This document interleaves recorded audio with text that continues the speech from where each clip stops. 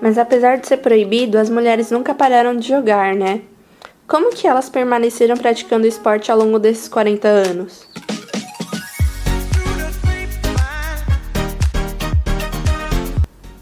Na segunda metade da década de 50, elas começam a aparecer.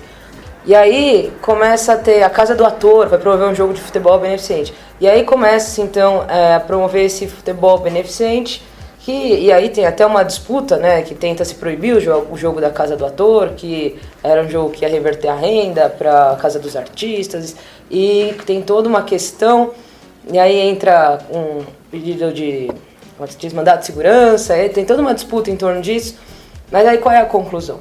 Olha, é assim, o futebol é proibido como esporte, mas o que a gente está fazendo aqui, essa argumentação, o que a gente está fazendo aqui não é esporte, o que a gente está fazendo aqui é uma atividade circense, porque eles não chamam mulheres que são atletas para jogar, eles chamam que eles chamam das vedetes, né? E aí, quando você desqualifica isso como esporte, você foge da lei, é um modo de você ludibriar a lei, né?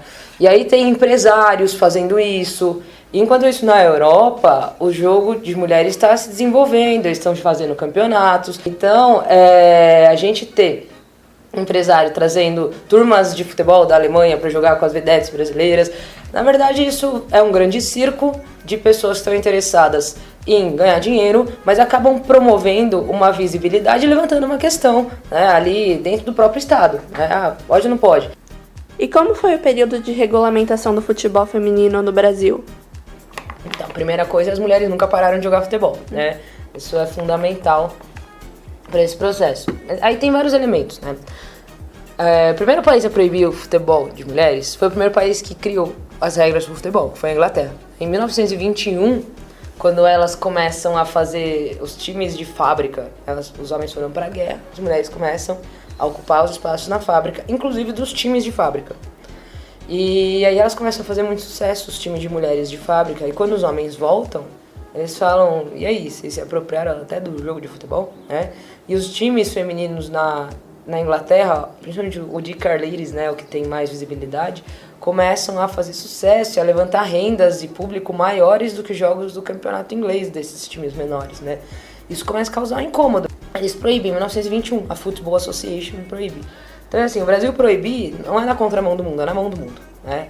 E aí, ao longo dos anos 70, isso vai avançar na Europa. Aí tem muito empresário promovendo campeonatos, ligas. O cara que articula o reconhecimento do futebol feminino dentro da FIFA é o João Avelange, que é o primeiro não europeu presidente da FIFA, né? Que é um brasileiro. E o João Avelange, ele fala, né, nas entrevistas que ele deu agora, depois de já mais idade, que o futebol é um negócio, que o futebol é para ganhar dinheiro.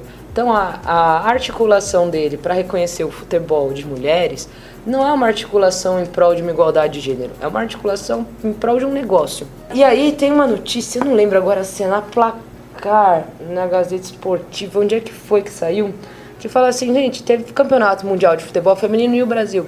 No Brasil proíbe o futebol de mulheres, né? Então essa questão começa a se colocar conforme esse futebol de mulheres internacional começa a ganhar espaço.